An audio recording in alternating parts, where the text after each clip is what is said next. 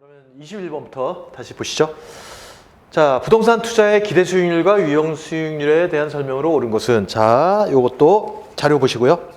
자료 한 장 넘기시고 두 장 넘기시면 수익률이 나오고요. 그 다음에 그 밑에 위험과 분산이 나와요. 요 파트에서 출제가 된 겁니다. 자, 보시면, 자,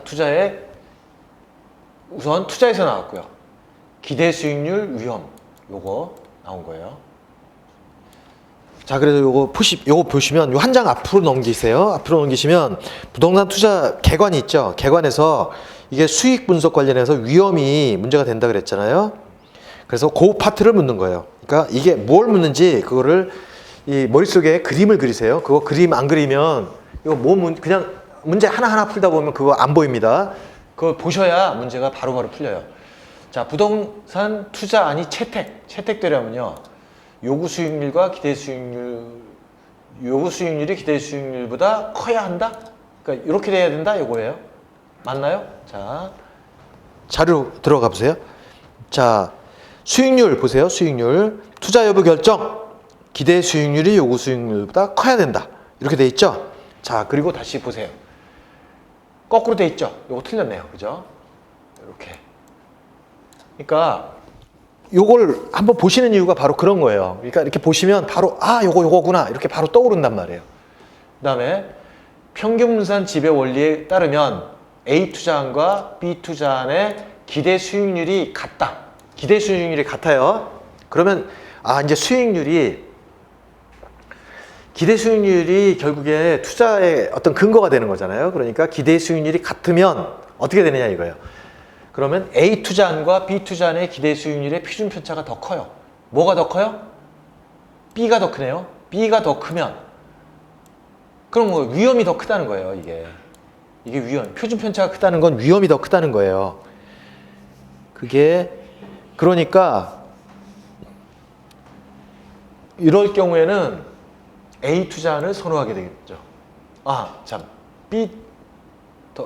A 투자안을 선호하게 되겠네요. A 투자를 선호하게 되겠네요. 이거 맞네요. 맞고. 그럼 답이 2번이네요. 옳은 거니까. 다음 3번. 투자자가 위험을 회피할수록 위험이 표준 편차. 이거 바로 밑에 있네요. 표준 편차가 위험이죠. 네. 위험과 기대 수익률과의 관계를 나타내는 투자자의 무차별 곡선의 기울기가 완만해진다? 완만해진 게 아니에요. 이거는 오히려 이렇게 회피하면 어떻게 되냐면 이렇게 돼요. 그래프로 그리면 이렇게 되죠. 이렇게 증가하죠. 이렇게.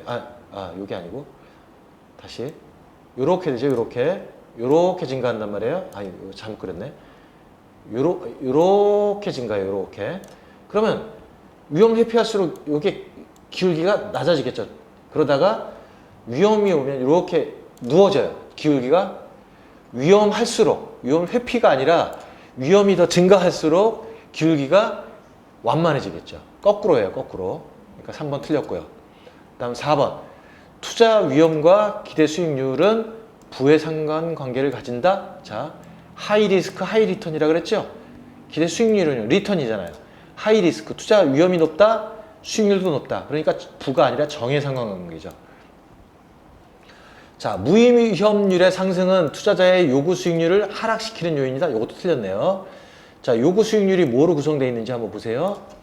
자, 자료 보세요. 요구 수익률.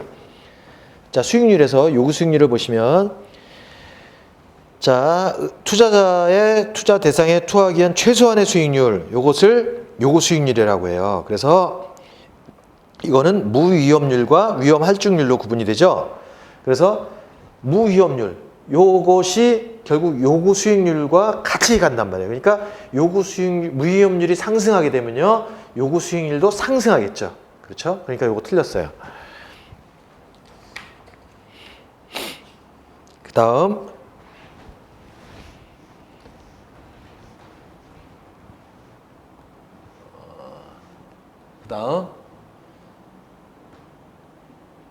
22번 보세요. 22번 보면, 자, 자료를 통해 산정한 값. 그게 뭔지 몰라요? 뭔지 모르는데 구하래요. 계산 문제네요. 자, 총 투자액 세전, 이거 보니까 투자네요. 투자. 투자 파트에서 냈네. 투자 파트에서 냈어요. 자, 투자 파트로 가시는데 투자 파트죠. 한 장 넘기세요. 한 장 넘기시면 영업이득, 자본이득, 그다음에 전통적 투자 분석 기법. 요거예요. 요거 구하는 거. 자, 다른 거 보실 필요 없고 이럴 때는 요거 먼저 보시는 거 아니에요. 박스 안에 있는 거 나중에 보시는 거예요. 우선 보기부터 보세요. 유효 총소득은 어떻게 구하느냐. 자, 유효 총소득을 구하는 방법 두 가지가 있다 그랬죠? 어떻게 해요? 가유순전후. 자, 영업이득과 자본이득 그거 보세요. 그러면 이 표에 보면 가유순전후 그렇게 외우라고 말씀드렸죠? 그래서 가능총소득에서 유효총소득을 구하는 방법, 그 다음에 순영업소득에서 유효총소득을 구하는 방법 이게 있고요. 그게 우선 영업이득과 자본이득, 영업이득을 통해서 구하는 방법이고요. 그 다음 또 한 가지가 더 있어요. 한 가지가 뭐냐?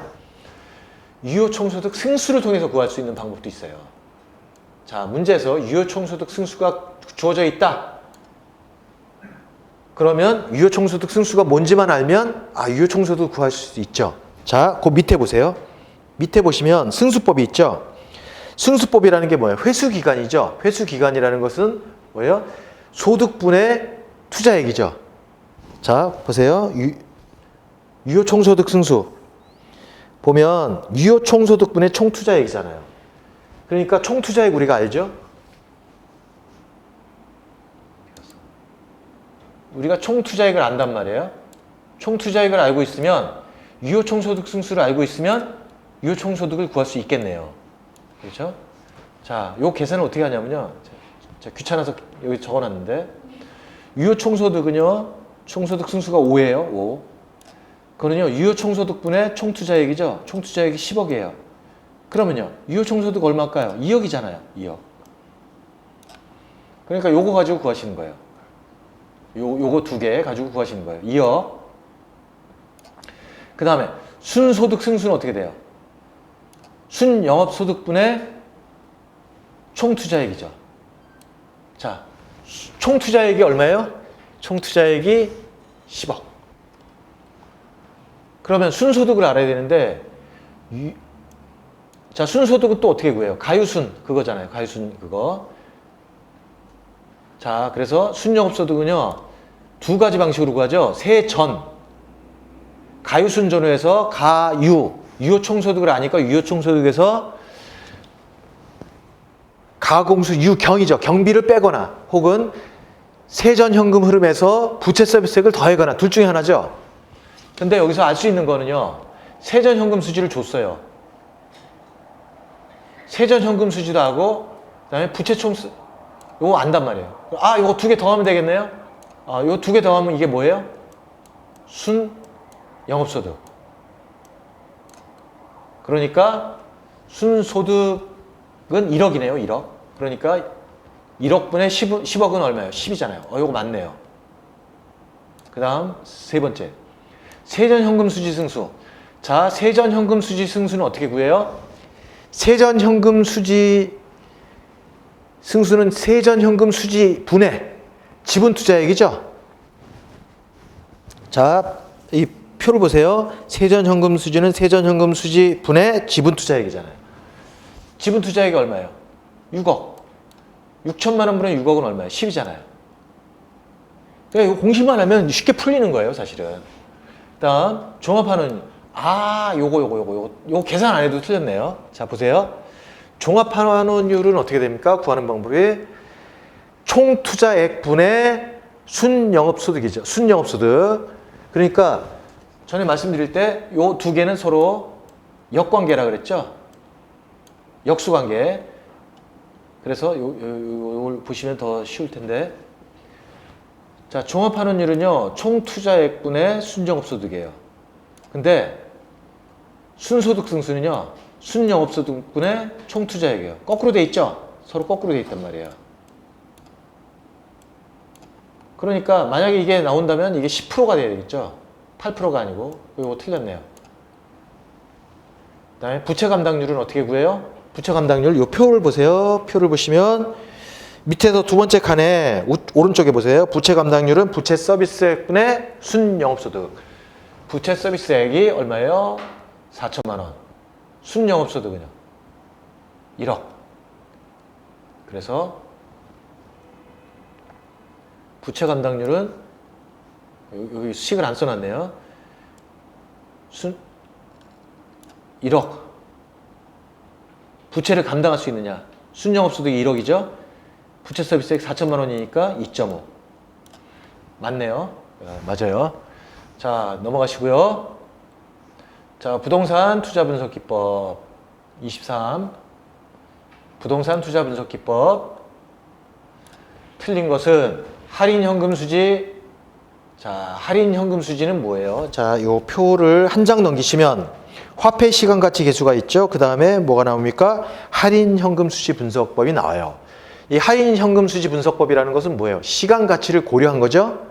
그렇죠? 그래서 거기에 세 가지 순현가, 수익성 지수, 그 다음에 내부 수익률법, 요 세 가지 순현가, 수익성 지수, 내부 수익률법. 그래서 순현가는 NPV, 수익성 지수는 PI, 내부 수익률은 IRR 그렇게 된다 그랬어요. 그래서 할인 현금 수지법은 현금 흐름을 반영하지 못한다는 단점이 있어요? 아니죠. 반영하죠. 그러니까 1번 틀렸네요. 그 다음에 회계적 이익률법은 화폐의 시간 가치를 고려하지 않는다. 이거 맞아요. 이거 앞으로 넘기세요. 시간 가치를 고려하지 않는 게 전통적 투자 분석 기법이죠. 거기 보면 밑에서 두 번째 칸 회계적 이익률법 있죠. 연평균 투자액분의 세후 연평균 순수익. 그게 바로 그거죠. 그러니까 맞아요. 자, 그리고 순현재 가치가 0인 단일 투자안의 경우 수익성 지수는 1이 된다. 자, 요거 한 장 넘기셔서 보세요. 순현재 가치는 어떻게 구합니까?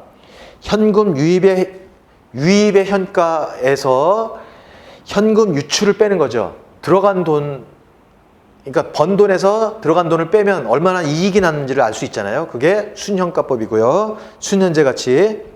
그 다음에 내부 수익성 지수는요. 수익성 지수는 현금 유출분의 유입이에요. 그러니까 나간 돈을 분모로 하고 들어온 돈을 분자로 해가지고 계산을 해요. 그러면 결국 1이 되겠죠? 같으면 1이 되겠죠? 이게 0이니까 같으면 0이 되고 요거는 0이 되고 요거는 1이 된다. 그 얘기. 지금 설명을 위해서 이렇게 뭐 길게 했지만 사실은 이거 간단한 거죠. 이거 아시는 분은 그냥 뭘 이렇게 길게 설명해 그럴 거예요 아마. 투자안의 경제 분석에서 민감도 분석, 개발 쪽에서도 얘기를 했었죠. 투입 요소의 변화, 투자는 현재 가치에 분석에 영향을 줄 수 있다. 맞죠, 요거 민감도 분석 이거 알아두시라고 말씀드렸어요. 투자 금액이 동일하고 순현재 가치가 모두 0이에요. 그러면 같다는 거죠. 그러면 큰 두 개의 대안을 0보다 커요. 0보다 크군요. 두 개의 대안을 비교 선택할 경우 부의 극대 원칙에 따라 순현재 가치가 큰 투자. 당연하겠죠. 둘 다 크면 더 큰 거 원할 거 아니에요. 그렇죠? 그러니까 답은 1번. 근데 현장에서는 1번이 확실하니까 1번 찍고 그냥 넘어가셔도 돼요. 이렇게 확실할 때는. 그다음에 24번. 포트폴리오에 관한 부동산 분석에 대한 설명으로 옳은 것은 인플레이션, 경기 변동 등. 자, 이건 포트폴리오 분석이죠. 포트폴리오. 이것도 투자죠. 투자. 체계적 위협은요. 제거 가능하다? 아니죠. 자, 요거는 자료 보시는데 자료를요. 앞으로 한 장, 두 장 넘어가세요.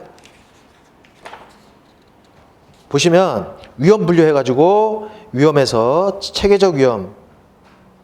여기에는 정리가 안 돼 있네. 있죠. 포트폴리오 위험에서 체계적 위험. 체계적 위험은 그 세 번째 줄 분산 투자로 체계적 위험은 감소할 수 없죠. 그렇죠? 체계적 위험은 감소할 수 없다. 그다음에 투자 자산 간의 상관계수가 1보다 작다. 상관계수가 작다. 이것도 한번 보세요. 자료 보세요.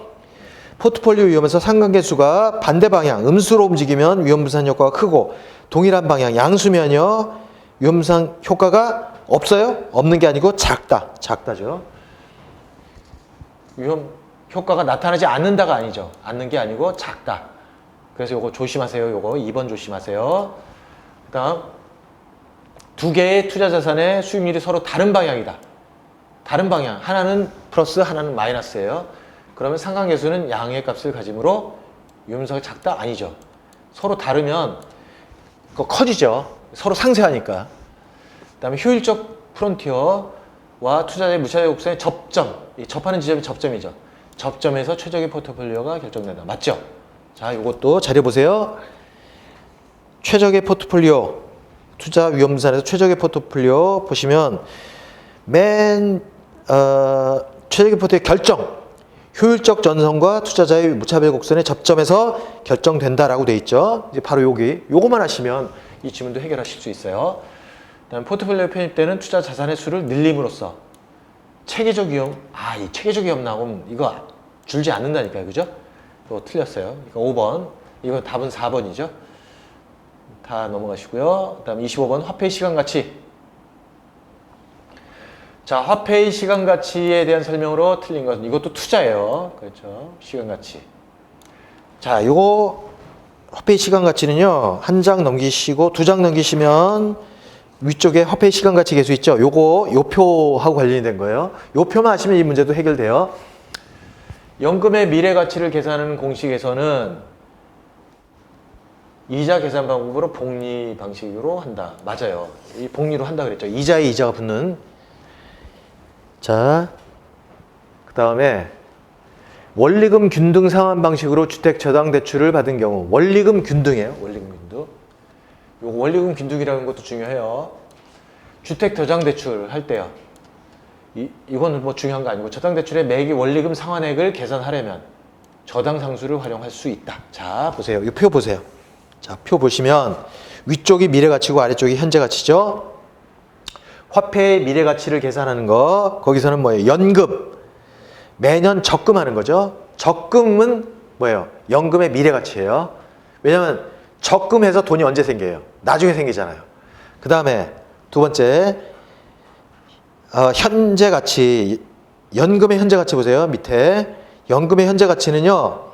이거 뭐 적금이라 그랬죠. 대출 받았을 때 하는 거죠. 대출 받았을 때. 그래서 저당 상수는요. 할인율이 R일 때 1원을 빌려서 원리금 균등 상환 방식으로 갚아나갈 때 매 기간 얼마씩 상환해야 하느냐. 원리금 균등일 때 얼마씩 상환하느냐 하는 것을 뭘 가지고 구해요? 저당 상수로 구한다. 저당 상수. 그래서 이게 금융 쪽하고도 연결이 되는 거예요. 그래서 금융 쪽에 연결이 되는 거예요. 그래서 저당 상수 활용한다. 요거 만약에 잘 이해가 안 가시면 요것도 잘 알아두세요. 그 다음에 5년 후에 주택자유에 필요한 금액 3억. 자, 3억이 얼마예요? 3억이 언제 생겨요? 5년 후에 생기죠? 그 적금이죠, 적금. 적금. 그러면 연금의 미래 가치죠? 연금의 미래 가치인 거예요. 그런데 매 월말 불입해야 할 금액. 이걸 쪼개서 얼마씩 저금해야 그때가 나오느냐? 이거는 뭘로 그래요? 자, 자료 보세요. 미래 감채기금 계수 보세요. 요거죠? 적금액. 감채기금 계수. 그래서 요거는 연금의 현재 가치 개수를 곱해서 구한다? 요거 틀렸죠. 요거. 여기 아니죠? 감채기수. 그래서 정리한 건 별거 아니고. 자, 그래서 요거 아니에요. 연금의 현재 가치가 아니고 감채기금 개수다. 그다음 매 월말 50만 원씩 5년간 들어올 거로 예상돼요. 현재 가치. 그것의 현재 가치를 계산하려면 저당 상수를 활용한다. 다음 상환 비율과 잔금 비율. 자, 요거 간단하지만 요거 헷갈리실 수 있어요. 상환 비율과 잔금 비율을 합하면 1이다? 요거 맞아요. 왜? 자, 1억을 여러분들이 대출 받았어요. 상환 비율 50%예요. 50% 갚았어요. 5천만 원 갚았어요. 그럼 50% 갚은 거죠. 그러면 잔금은 얼만큼 남았어요? 50% 남았잖아요. 그죠? 그럼 50% 더하면 1이잖아요. 그 얘기예요. 어렵지 않아요. 그런데 이게 이렇게 표현되어 있으니까, 말로 되어 있으니까 이게 어려워 보이는 건데, 이렇게 되어 있는 거고, 요거 저당상수 요거만, 개념만 아시면 풀 수 있는 문제고요. 요거 저당상수, 감채기금 계수, 요거 특히 좀 3번하고 4번 주의하세요. 3번하고 4번. 2번, 3번, 4번. 요거 세 개 주의하세요. 다음 26번 부동산 투자와 관련된 승수 설명하면서 틀린 것. 부동산자가 재물 승수 틀린 것. 자, 부동산 투자에서 승수, 재무 비율 승수. 동일한 투자 안의 경우에 일반적으로 순소득 승수가 총소득 승수보다 크다. 자, 요거 한 장 넘어가세요. 한 장 앞으로 넘어가시면 순소득 승수의 분자가 뭐예요? 분모가 뭐예요? 순소득 승수죠. 순소득 승수가 총소득 승수는요. 가능 총소득이죠. 분모가 뭐가 더 커요? 총소득 승수가 더 크죠. 그러면 거꾸로 순소득 승수가 더 크겠죠. 예, 그러니까 맞아요. 그죠? 맞아요. 맞다. 그 다음에 동일한 투자 아니다. 그럴 경우에 일반적으로 세전현금 수지승수, 세후현금 수지승수. 이것도 어때요? 승수니까. 승수면 세전이 커요? 세후가 커요? 일단 승수 빼고요. 세전현금 수지하고 이거하고 어떤 게 더 커요? 세전이 더 크죠? 세전이 크면 이게 분모로 내려가면요. 세후가 더 크겠죠? 그러니까 2번이 틀렸네요. 2번 틀렸다. 자, 부채 감당률. 부채 감당률이 1보다 작아요. 자, 부채 감당률 아까 나왔었는데 다시 한번 보세요. 그 자료 밑에서 두 번째 줄 오른쪽. 부채 감당률은요. 부채 서비스액분의 순영업소득이죠. 그러니까 부채 서비스액보다 순영업소득이 더 작으면 어떻게 돼요? 그러면 순영업소득이 더 적은 거죠. 나갈 돈이 더 많은 거죠. 그러면 부채 서비스액을 감당할 능력이 없겠죠. 맞죠? 그 다음에 담보인정 비율, LTV죠. 담보인정 비율이 높으면요. 아, 이 사람이 투자 레버리지를 잘 활용하고 있구나 라고 평가할 수 있겠죠. 맞고요. 그 다음에 총부채 상환 비율, DTI는요. 차입자 상환 능력 평가할 때 사용할 수 있겠죠. 이것도 마찬가지 맞고요. 자, 이거 어렵지 않아요. 이렇게. 그 다음에 대출 상환 방식이에요. 대출 금융 쪽이네요. 자, 금융 쪽 하나, 둘, 셋, 4장 넘기세요. 4장 넘기면 상환. 요 상환에 대해서 또 나온 거예요. 그래서 여기 보시면 옳은 것을 구해라.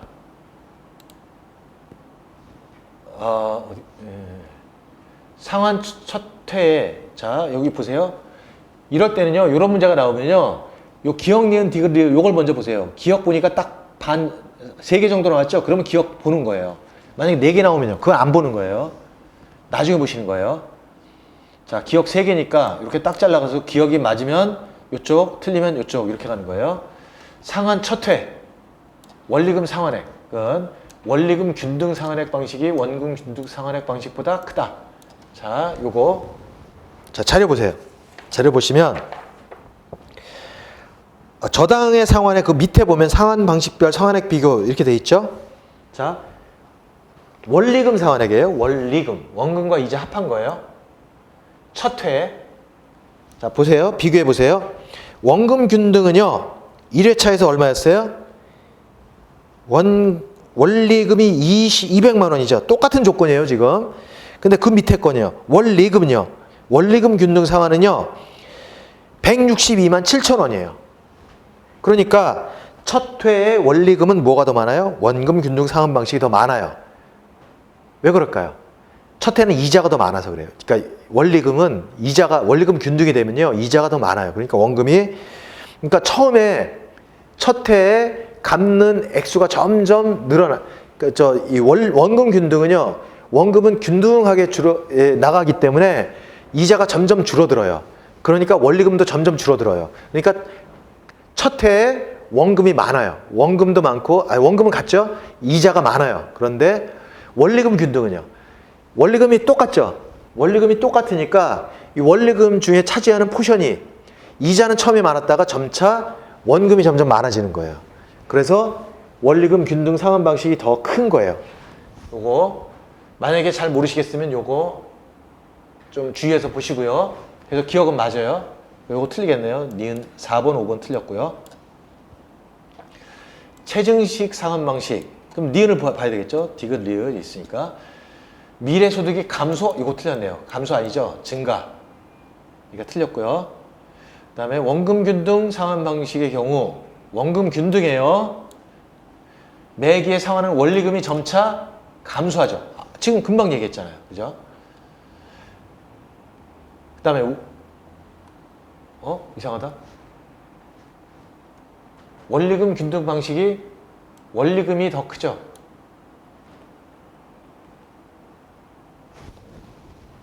원리금 균등 상환 방식이 더 크죠? 요거 기억이 틀렸군요. 그죠? 첫 해 원리금 상환액은 원리금 균등 상환 방식이 원금 균등 상환 방식보다 크다. 그렇죠? 이거 틀렸네요. 자, 원리금. 제가 거꾸로 지금 얘기를 했죠? 거꾸로 얘기를 했네요. 그러니까 요거 틀렸네요. 요거 틀렸네요. 그러니까 요것 중에 하나죠. 요거.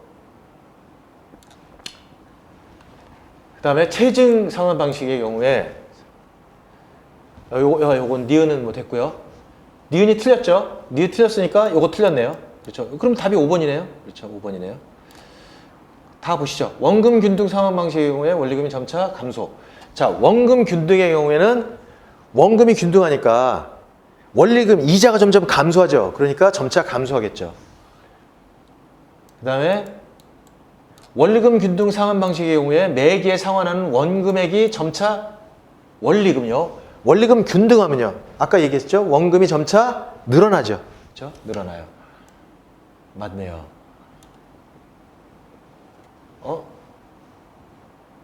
디귿 리은 맞죠? 예. 제가 기억을 헷갈리다 보니까 디귿 리은 요거 이렇게 맞죠? 예. 그다음에 부동산 관리. 부동산 관리에 관한 설명으로 틀린 것은 부동산 관리 이것은 앞부분에 있는데 법률적 측면에 부동산 관리는 부동산의 유효성을 보기 위해 법률 그럼 맞죠 이거 요거는 보통 틀리게 안 해요.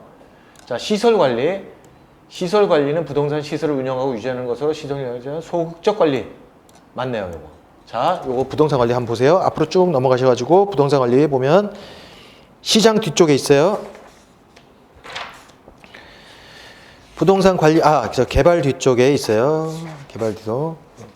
개발 뒤쪽에. 보시면 부동산 관리는요, 기술적, 시설 관리죠. 시설 관리는, 자, 그 두 번째 칸, 큰 두 번째 칸에 세 번째 시설 관리 있죠. 부동산 시설을 운영 유지하는 소극적 관리고요. 자산 관리는요, 적극적 관리죠. 그 두 개 기억하시면 되고요. 그러니까 시설 관리, 소극적 관리에 해당한다. 그다음에 자기 관리 방식은요, 전문 위탁 방식에 비해서 기밀 유지에 유리하죠. 맞네요. 의사결정 신속 맞네요. 그다음에 임차 부동산에 발생하는 총 수입의 일정 비율 임대료 지불한다. 비율 임대차다. 맞네요. 그죠? 그다음에 경제적 측면 부동산 관리는 대상 물리적 기능적 이거 물리적 기능적 아니네요. 자, 이 표 보세요. 보시면 물리적 기능적 하자. 이 큰 세 번째 칸에 보시면 법률적 다음 기술적 관리가 있죠. 기술적 관리는요, 물리적 기능적 하자가 기술적 관리죠. 경제적이 나오면요, 여기 경제에 관련된 게 나와야 돼요. 그런데 그게 아니죠. 5번이 틀렸어요. 그다음에 29번. 부동산 마케팅에 관한 설명을 틀린 것은 부동산 마케팅 이것도 함재 출제가 되죠. 셀링 포인트 상품으로서 부동산이 지닌 여러 특징 중에 구매자 욕망 만족 이거 맞아요. 만약에 이 지문이 좀 낯서시다고 한다면 이 지문 알아두세요. 자, 고객 점유 마케팅 고객이 누구라 그랬어요? 소비자. 공급자 이거 틀렸네요. 그럼 넘어가세요. 굳이 이거 읽으실 필요 뭐가 있어요? 답은 2번이고요. 그 다음에 관계 마케팅. 공급자와 관계. 지속적. 맞죠? STP, 셋업포, 시장 세분화, 세그멘테이션, 표적 시장 선정, 타겟팅, 포지셔닝. 맞네요. 자, 요런 것들은 외워두셔야 되죠. 그 다음에 AIDA, 주의, 어텐션, 관심, 인터레스트, 욕망, 디자이어, 행동. 맞네요. 자, 요것들은 알아두셔야 되는 지문이고요. 다음 넘어가세요. 건물 내용 연수.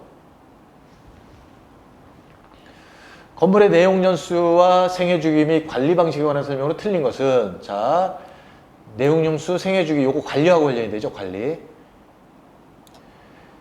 건물과 부재 부적응. 그다음에 설계 불량. 이거 뭐 어떤 생각이 드세요? 건물의 외관과 디자인 낳고 이거 뭐 어떤 생각이 드세요? 기능적. 자, 기능적 생각 드시죠? 기술적, 기능적 뭐 이런 거죠? 그러니까 요거는 기능적 내용 연수 맞다. 그다음에 인근 지역.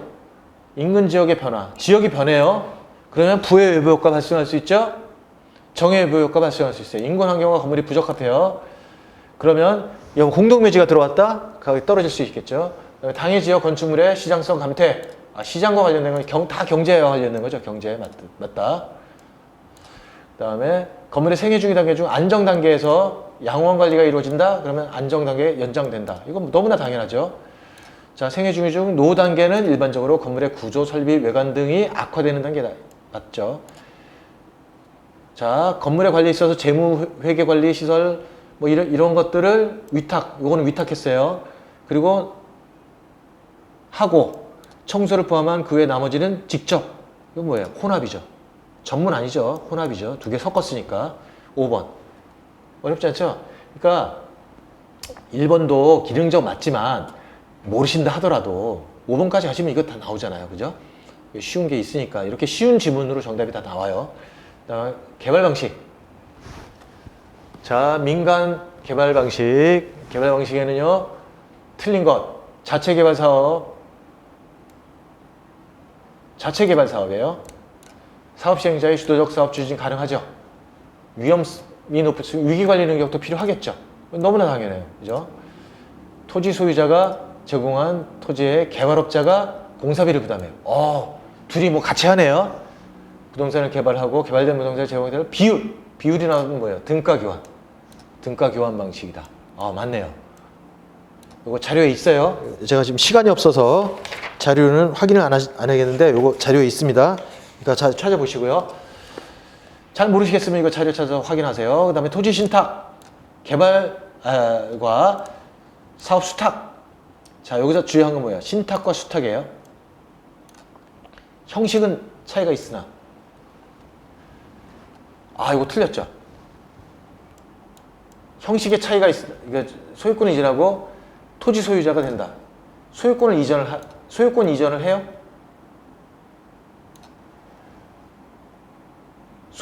소유자가 토지 신탁의 경우에는 소유권이 이전이 되죠. 그렇지만 사업 수탁은요, 소유권 이전되지 않죠. 그러니까 이거 틀렸네요. 답이 3번이에요. 그렇죠?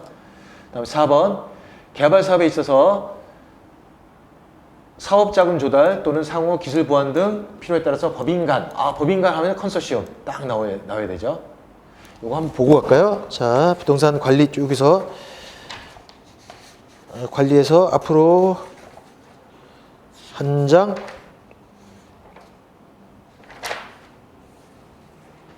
세 장 앞으로 3장 넘어가시면 지주공동사업에서 수탁 방식은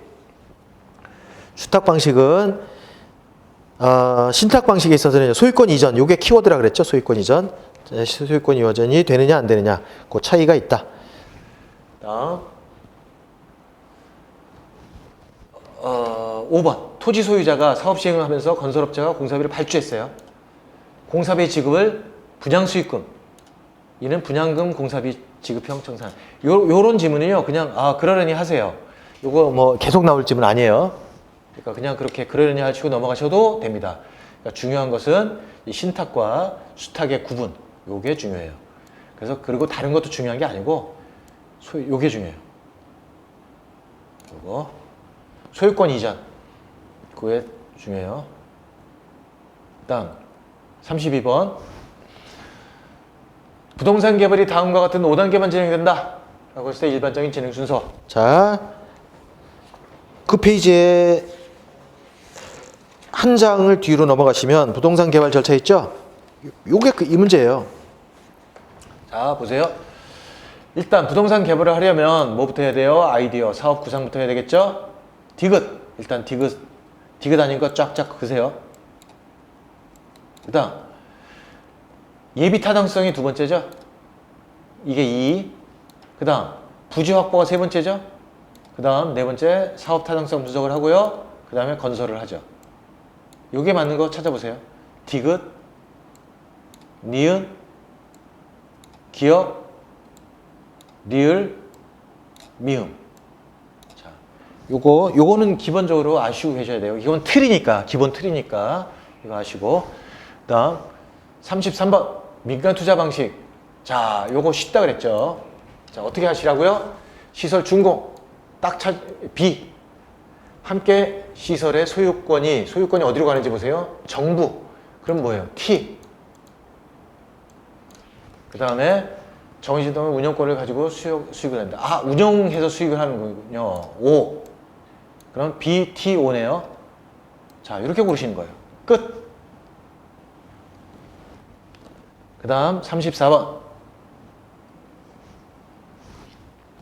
토지 취득 방식. 토지 취득 방식에 따라서 개발 방식을 분류할 때 다음에 설명하는 개발 방식은, 자, 택지가 개발되기 전 토지의 위치, 지목 등 뭐죠 이런 것들을 고려해서 택지가 개발된 후 개발된 토지를 소유자에게 재분배한다네요. 분배. 아, 소유권 이전하고 상관없네요. 그러면 수용하는 거 아니죠. 이런 거 볼 때는 수용이냐 환지냐가 이게 중요하잖아요. 그죠? 그러니까 재분배한다? 그러면 이거 환지예요. 그죠? 환지. 그런데 도시개발사업에서 많이 사용하고요. 뭐 이런 건 안 보셔도 돼요. 환지. 수용 아니다. 단순 개발. 이런 것들은 다 이게 그냥 있는 거고 필요 없고요. 환지. 그다음 35번. 빨리빨리 나가니까 좋죠. 자, 35번. 제시된 자료를 활용해서 감정평가에 관한 규칙에서 정한 공시지가 기준법으로 평가할 때. 아, 요거는 조금 봐야 되겠네요. 그죠? 요런 문제, 계산 문제 요거 틀리시면 안 돼요. 요거 되게 쉬운 문제예요. 공시지가 기준법이에요. 평가에서 나왔는데 공시지가 기준법이 나온 거예요. 자, 이 공시지가 기준법에서 우선 요 자료부터 먼저 찾아보세요. 맨 뒷장 넘기셔가지고 보시면 그 위쪽 표에 세 번째 칸에 공시지가 기준편이 있죠. 여기서 여러분들한테 외우라고 말씀드린 게 있을 거예요. 뭡니까? 평가 토지 가격은요, 비교 표준지 공시지가 곱하기 시지계그. 시지계그. 네 개를 외우라고 말씀드렸죠. 시지계그. 그래서 자, 구할 게 뭐예요? 우선 공시지가를 먼저, 비교 표준지의 공시지가를 먼저 구해야 돼요. 아, 여기 있네요. 여기 비교 표준지의 공시지가 요거. 그다음에 지가 변동률. 지가 변동률이면 시점 변동이죠. 지가 변동률이니까 시간이 변한 거예요. 지역 요인은 없네요. 동일하니까 X. 개별 요인은요. 가로 조건 열세. 이거는 조건 다 계산하세요. 환경 조건 20%. 자, 이렇게 하고, 자, 여기까지 구했어요. 그 다음에 뭐 하셔야 돼요? 이렇게 구하신 다음에 여기다 요걸 각각 곱하시는데 주거지역 상승해요. 상승하면 어떻게 해야 돼요? 1.05. 열세면요. 0.95. 20% 우세면요. 1.2. 이렇게 곱하시면 돼요. 그냥 쭉 곱하시면 끝이에요. 계산하실 것이 없어요. 이렇게 쉬워요. 자, 그런데 만약에 비교 표준지가 여러 개 주면 요거 비교하세요. 요 A, C, B동 요거 비교 표준지 여러 개 줄 수도 있어요. 그러면 요거 비교하시고 요거 비교하시고 면적은 필요 없어요. 왜? 공시지가가 제곱미터당으로 주기 때문에 면적은 개의치 마세요. 그러니까 비교하실 거 요거 비교하시라. 요거 두 개. 다른 문제 같은 경우 이렇게 비교하는 문제 나올 수 있어요. 그러니까 주의하시고 그렇게 하시면 되고 다른 거 없죠. 그러니까 그건 없어요. 자, 그러면 여기서 해설을 위해서 계산하는 의미가 없고요. 공시지가 기준법의 토지 가격은 어떻게 구해요? 비교 표준지 공시지가 곱하기 시점 수정, 지역 요인, 개별 요인, 그 학교 요인을 곱하는데 각각 1.05 여기다가 0.95, 1.2를 곱하면 되겠네요. 그래서 1.05, 0.9, 1.1을 곱하니까 이게 나오네요. 여러분들은 계산기만 두드리시면 돼요. 계산기 두니까 이렇게 나오네요. 그러면 답 찾아서 4번이네요. 그죠? 4번. 자, 이렇게 구하시면 돼요. 이렇게 뭐 복잡해 보이지만 아주 간단하죠. 생각보다 간단해요. 그 다음 36번. 감정평가에 대한 규칙에서 직접 규정하고 있는 사항이 아닌 것은, 자, 요거 틀리실 수도 있는데 이런 문제 나오시면 무조건 포기하지 마시고, 자, 먼저 머리를 좀 굴려보실 필요가 있어요. 자, 요거 한 장 앞으로 넘어가시면 평가 기준 해가지고 시장가치 기준, 현황 기준, 개별 물건 기준 이렇게 있어요. 그러니까 시장가치 기준, 현황 기준, 개별 물건 기준 요건 있는 거예요. 그죠? 요건 있어요. 여기 평가 기준에 있으니까 평가 기준에 있는 거예요. 규칙에서 정하고 있는 거 써놓은 거예요. 그러니까 규칙에 있는 거예요. 자, 요 두 개 가지고 고민을 하시겠죠. 자, 원가 비교 방식, 요거 수익 방식은요. 요거 평가 방식이잖아요. 세 가지 방식이잖아요. 최유 이용은요. 일반적인 거잖아요. 일반적인 거.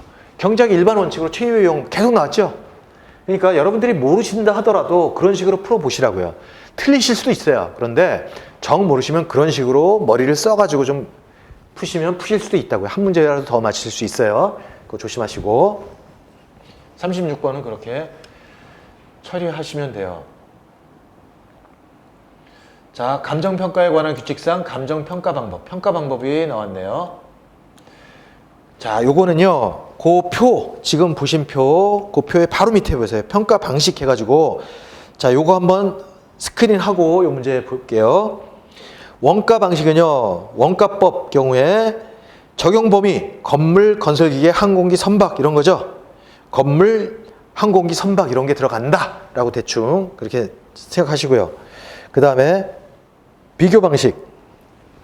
비교 방식은요, 적용 범위, 집합 건물 들어가고요.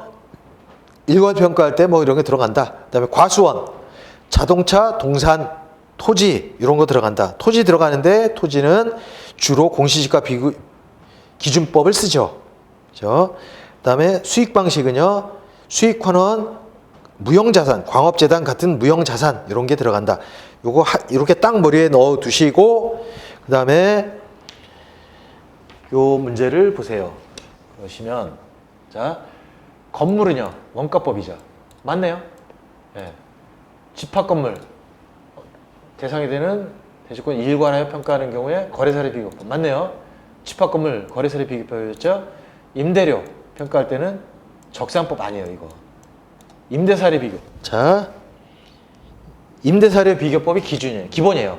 왜냐하면 임대료 같은 경우에는 기본적으로 어떻게 돼요? 비교하는 게 기본이 아니겠어요? 그러니까 그렇게 생각을 하세요. 적산법을 쓸 수도 있어요. 쓸 수도 있는데 주되는 임대사례 비교법이다.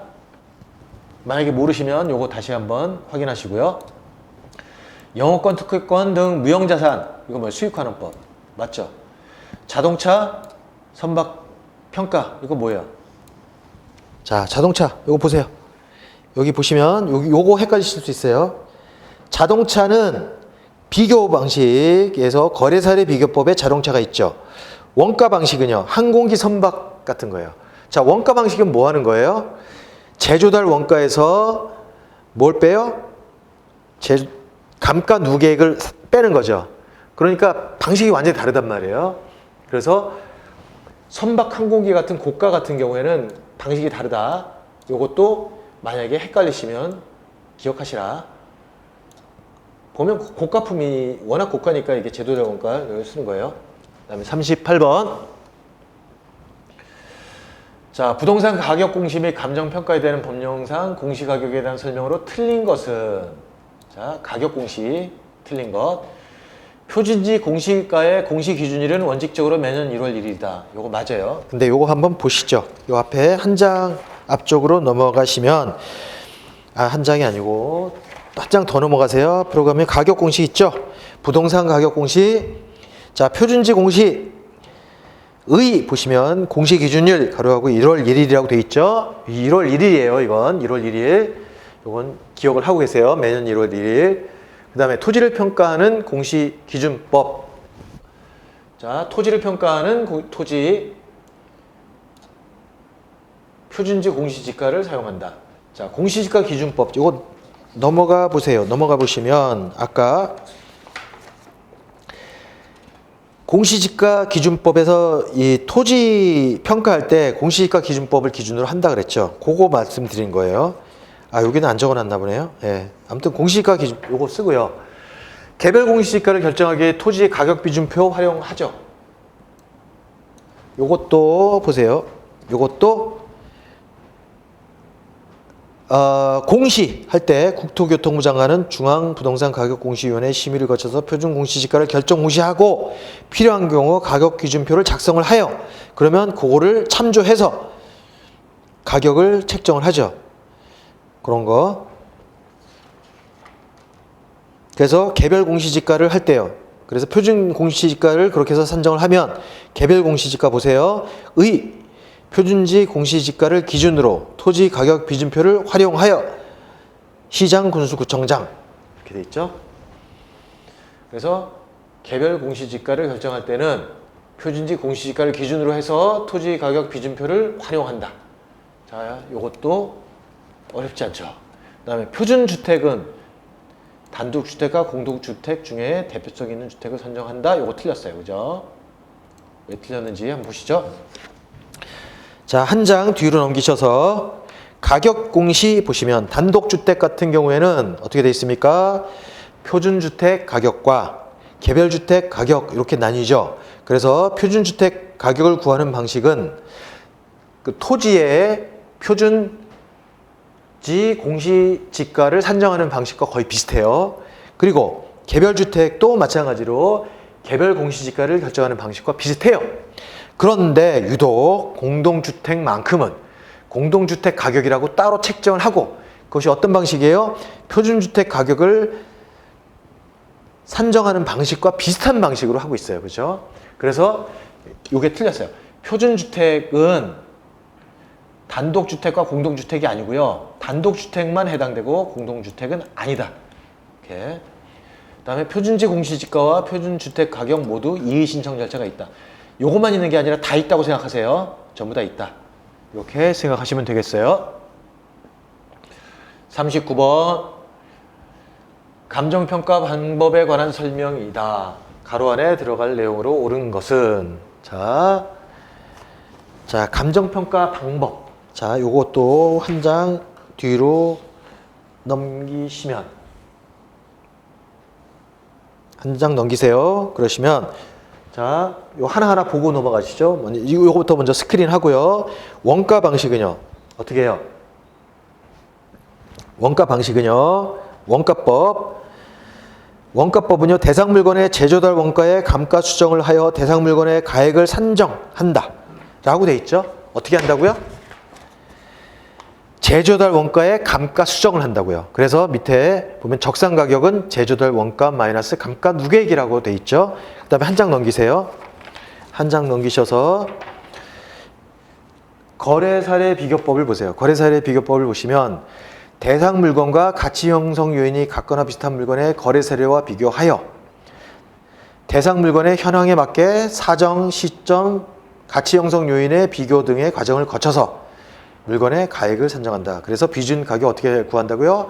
사례가격 곱하기 사정보정, 사시지계면 이렇게 외우라고 말씀드렸죠. 그래서 사시지계면 그 다음에 수익 방식은요.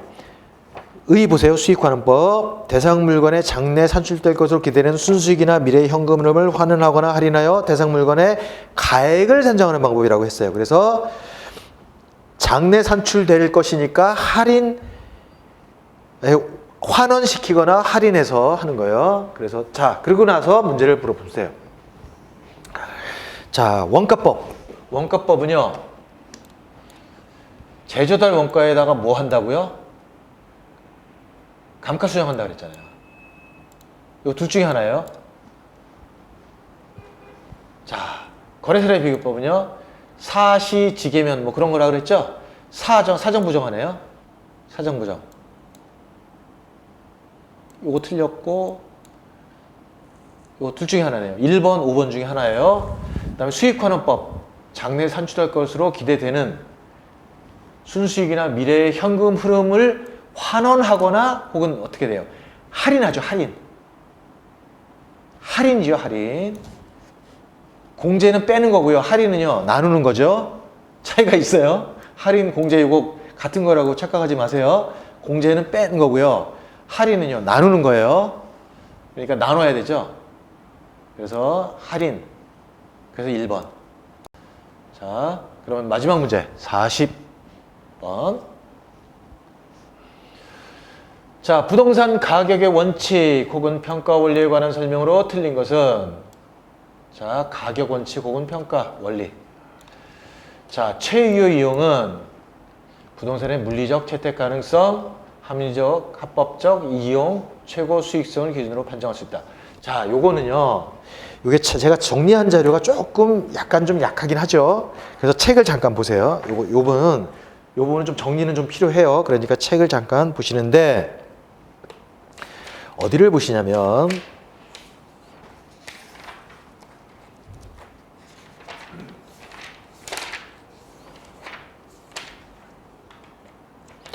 자, 182페이지를 보세요. 182페이지를 보시면 가격의 재원칙이라고 되어 있을 거예요. 그게 바로 요 평가원, 요걸 묻는 거예요. 가격의 원칙. 그래서 요게 보시면, 자, 우선 큰 목차를 먼저 보세요. 공부하실 때는 항상 큰 목차 먼저 보시는 거예요. 자, 여기서 내용, 최유효 이용, 그 다음에 시간 관련해서 변동의 원칙, 예측의 원칙, 그 다음에 적합의 원칙, 경쟁의 원칙, 균형의 원칙, 기호의 원칙, 뭐 이런 게 많아요. 그런데 이런 거 많은 거 다 외우라고 전에 말씀드리지 않았죠. 그래서 그 중에 중요한 거 몇 가지만 보시면 되는 거예요. 자, 그런데 그나마 여기 나오는 내용이 그나마 중요해요.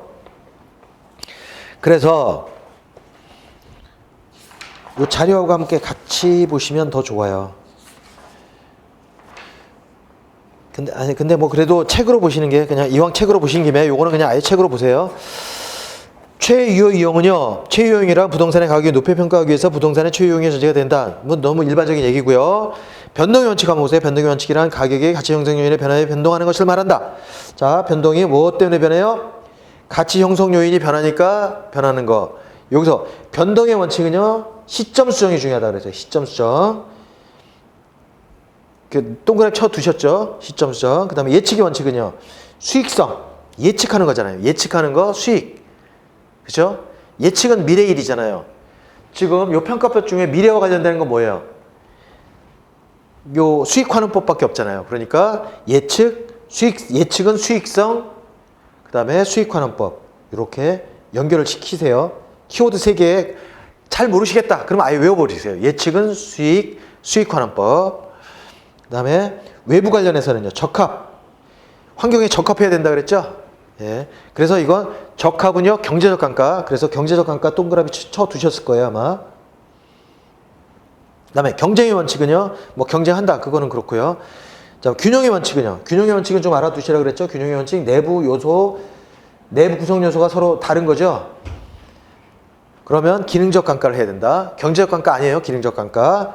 그 다음에 기회의 원칙은요, 각 구성 요소 각각 기여한다. 요거는 그렇게 중요하지 않고요. 그 다음에 대체의 원칙, 대체 관계에 있느냐. 그래서 대체의 원칙, 요거 대체의 관계에 있느냐, 요거 알아두시면 돼요. 왜 대체제 여러분들 아시잖아요. 근데 대체의 관계에 있다? 그러면 뭐예요? 거래사례 비교법. 연결시키세요. 거래사례 비교법. 다 표시해 두셨죠? 예, 제가 수업 시간에 말씀 다 드렸을 거예요. 그 다음에 기회비용의 원칙은요, 기회비용에 의해서 결정된다. 요 책으로 이렇게 간단하게 정리하세요. 이렇게 뭐 다 읽지 마시고 간단하게 키워드만 기억하시고 그 다음에 문제를 보세요. 자, 마지막 문제 보시겠습니다. 자, 최유효 이용. 최유효 이용은 대상 부동산의 물리적 채택 가능성, 합리적, 합법적 이용, 최고 수익성을 기준으로 판정할 수 있다. 아주 일반적인 얘기죠. 이런 것들은 보통 안 틀리게 해요. 틀리게 안 해요. 자, 균형의 원칙은요, 뭐라 그랬어요? 구성 요소의 결합에 대한 내용으로 균형을 이루지 못하는 과잉 부분은 원가보험을 정할 때 경제적 감가. 자, 경제적 감가 요게 아니죠. 자, 과잉 부분은 어떻게 돼요? 기능적 감가라고 지금 금방 보셨잖아요. 자, 다시 한번 책으로 가셔서 균형의 원칙, 기능적 감가죠. 경제적 감가는요, 적합. 그래서 그걸 외워두시라고 말씀을 드린 거예요. 잘 알아두시고, 전에 그 키워드로 표시해 두셨죠. 그러니까 잘 알아두시고, 만약에 모르신다면 다시 한번 확인하시고, 그 다음에 적합의 원칙은요, 입지와 인근 환경에 고려한다. 대체의 원칙은요, 대체제, 대체관계, 영향을 받는다.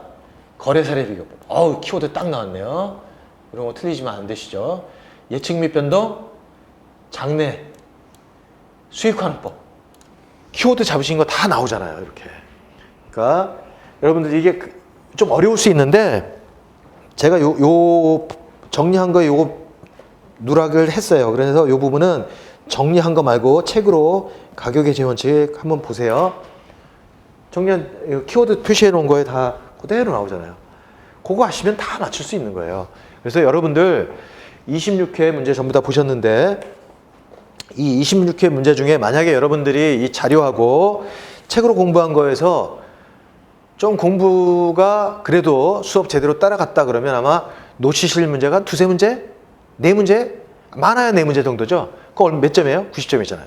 근데 실전에서 그렇게 안 되잖아요. 안 되니까 이게 뭐 실수를 한다 하더라도 70점은 충분히 넘죠. 그렇죠?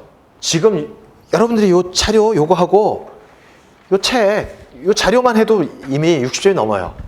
그렇게만 해도 넘으니까 이 문제로 이렇게 확인하시고, 근데 이게 지문 이렇게 아시는 거하고 지문으로 보시는 거하고 또 느낌이 다르잖아요. 훨씬 더 구체화되죠. 그러니까 7회까지 꾸준히 푸시면 아마 실력이 급격히 향상되실 거고, 특히 자주 반복 출제되는 거 그거는 계속 반복하시고, 오늘 나온 내용 중에 모르시는 내용이 있다? 그러면 그 부분만 좀 반복해서 공부하세요. 계산 문제도 다 푸세요. 지금부터는 계산 문제 계속 반복해서 푸셔야 되고, 안 풀린다 그럼 매일 한 번씩 풀어보세요. 지겹다, 지겨워도 일주일은 푸셔야 돼요. 그러시면 돼요. 제가 첫 시간에, 기본강의 첫 시간에 제 아들 얘기했었죠. 그거 괜히 한 거 아니에요. 계속 푸세요. 그리고 요 문제는요, 먼저 풀어보시고, 강의 듣기 전에 반드시 먼저 풀어보시라, 요 말씀까지만 드립니다. 그러면 오늘은 이거로 마치도록 하고 다음 시간에 뵙도록 하겠습니다. 수고하셨습니다.